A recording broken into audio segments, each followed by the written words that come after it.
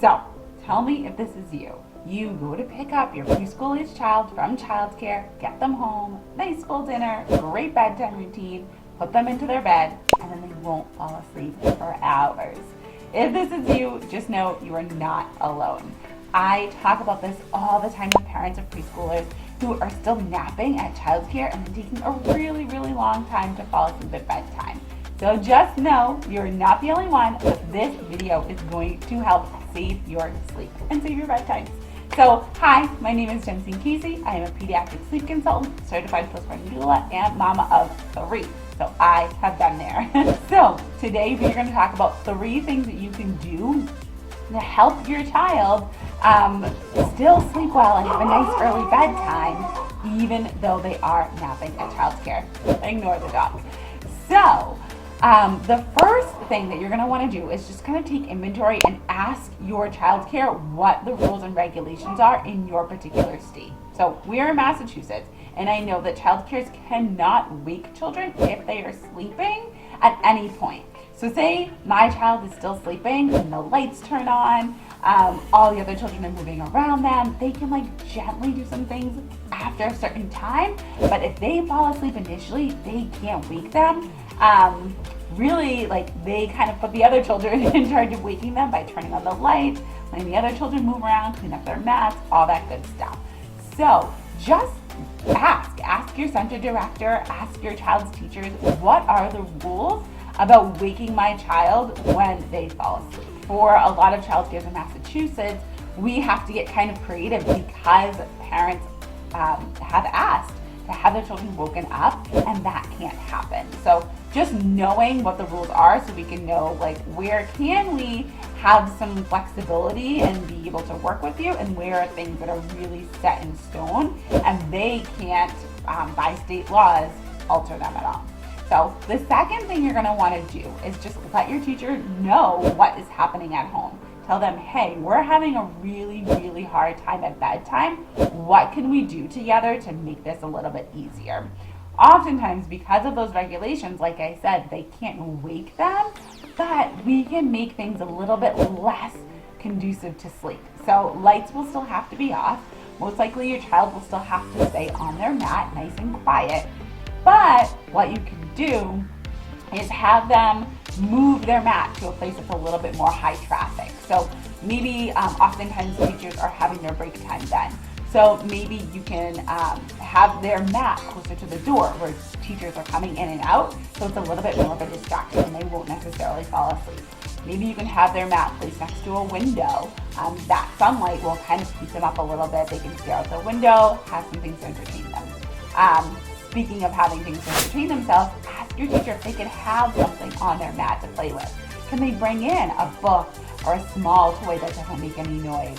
Can they color or draw on a paper, not on their actual mat? Anything to keep them a little bit more awake and engaged and alert. So the problem isn't that you have to wake them up. Now we're getting to they're not even falling asleep. Because somewhere between 3 and 5, children will naturally drop their naps.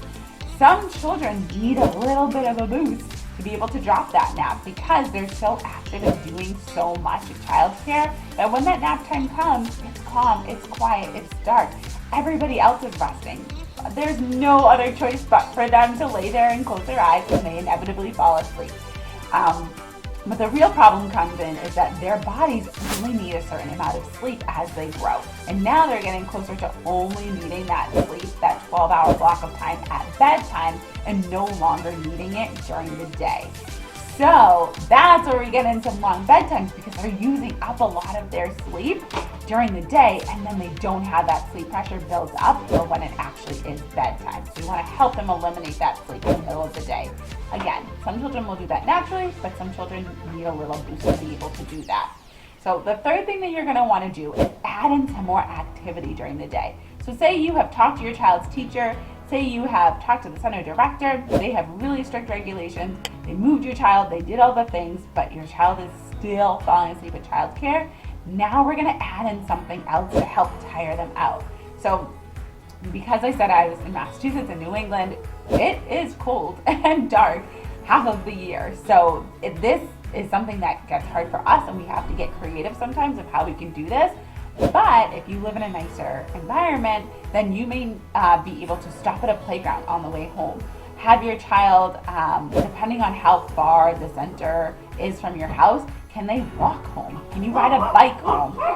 Can you add in an extra activity once you get home? So we don't want to have really high impact things before bedtime, because that's going to actually ramp them up. So no like roughhousing or things like that, but we want things that are going to expend actual good energy. So climbing, jumping, riding a bike, riding a scooter, things like that that are going to actively get their body moved and engaged, and then be able to settle into sleep a little bit easier. So if we can't eliminate that nap, then we need to add in some extra activity.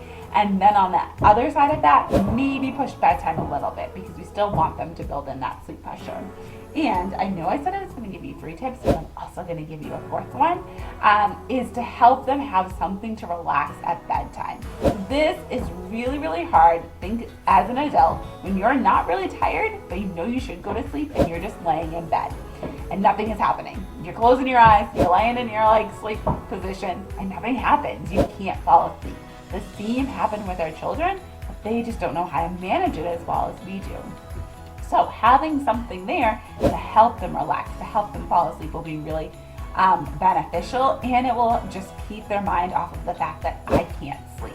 So this could come in a couple of different forms. You could have something like the 20 box, which I will link below. You can have the 20 box, you can have the Zenimal, you can have stories off Amazon Music. Lori Light is one. She has a CD, Indigo Dreams, which is all about relaxation stories and songs. So any of those 3 will give you those relaxation techniques that your child can listen to a story, listen to an audio, something like that, to help focus them on that.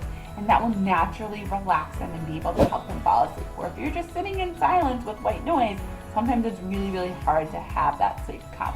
So of these tips, comment below, tell me which one is your favorite and which one you started to implement to help your child have easier bedtimes. Bye!